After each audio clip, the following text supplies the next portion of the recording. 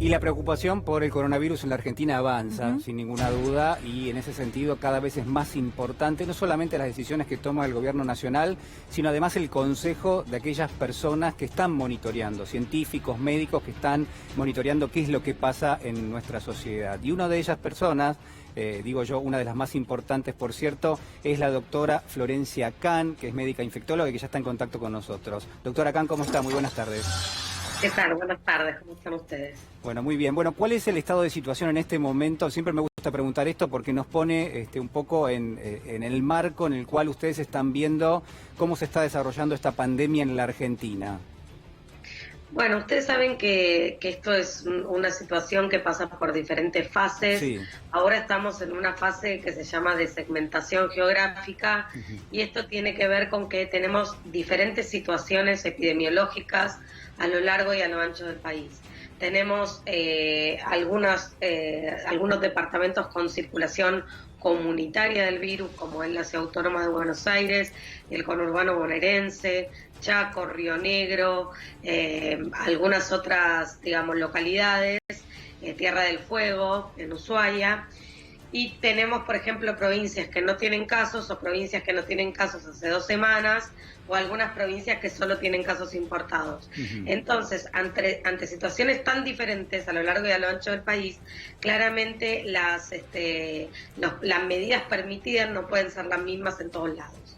Entonces, por eso es que se llama esta etapa de segmentación geográfica y tiene que ver que en los lugares donde hay circulación comunitaria y que tienen más de 500.000 habitantes, las medidas son más estrictas que en aquellos lugares donde, por ejemplo, en muchos departamentos del país no hay ningún caso. Claro.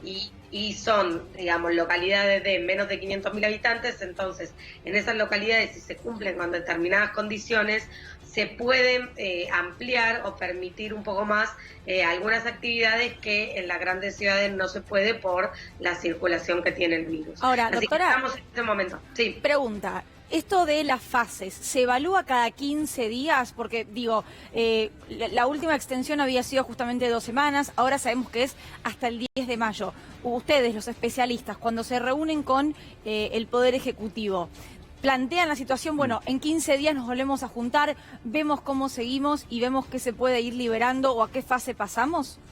Sí, estas medidas no se pueden nunca tomar a largo plazo porque estamos en una pandemia, es todo muy dinámico y hay que ir evaluando día a día, digamos que cada 15 días uno pueda tomar una determinación o digamos, tomar alguna decisión respecto a cómo seguir, no significa que uno todos los días no esté evaluando la situación y viendo si es necesario, digamos, hacer una cosa más o una cosa menos, pero de todos modos lo que quiero aclarar es que nosotros como grupo asesor del Ministerio de Salud, lo que hacemos es dar nuestra opinión desde el punto de vista de lo infectológico, lo epidemiológico. Nosotros no somos los que tomamos medidas, nosotros solo damos nuestro punto de vista y después es el Poder Ejecutivo quien tiene que tomar las decisiones según lo que considere mejor para la población. ¿Y cuáles son los problemas que podrían presentarse? ¿Cuáles son las hipótesis que ustedes tienen vinculado, por ejemplo, a determinado tipo de situaciones que estamos viendo de forma cotidiana? ¿Qué pasa en los geriátricos? ¿Qué pasa en los barrios de emergencia, en las zonas que se denominan villas?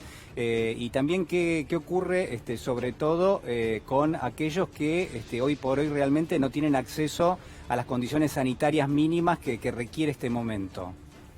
Bueno, sin duda las comunidades cerradas, digamos, tanto geriátricos, asilos, cuarteles, prisiones, y ni hablar las zonas donde hay, digamos, aglomeramiento de personas, son el mayor desafío, porque, digamos, si estamos hablando de una enfermedad que se transmite tan fácilmente de persona a persona, por supuesto que cualquier lugar que implique aglomeramiento de personas va a ser muy negativo. Entonces, en este punto es un desafío importante y hay que trabajar muy puntualmente en la prevención.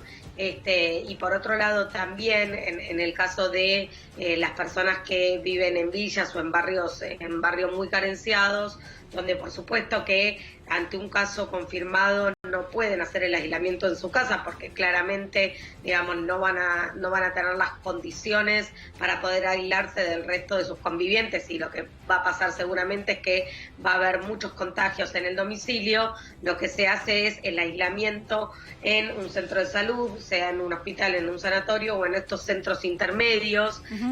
Por ejemplo, ustedes habrán visto gimnasios que se han acondicionado con camas, o incluso hoteles, que eso es para los pacientes que tienen una enfermedad leve, que no requerirían una internación, pero que también por su situación socioeconómica es necesario poder ofrecerles el aislamiento en un lugar seguro para que no haya un contagio para el resto de la población. Pero por supuesto, como en todas las enfermedades infecciosas, siempre termina golpeando más duro al que está en una situación más difícil. Por eso es que hay que trabajar específicamente en esa población. Bueno, esperemos, ¿no?, que se ponga el foco justamente en estos sectores y en estas hipótesis que, a todas luces, digo, el gobierno debiera prever. Da la sensación de que en algunos casos sí y en otros no se está dando. Doctora K, muchísimas gracias por el contacto. Gracias a usted. Muchísimas gracias.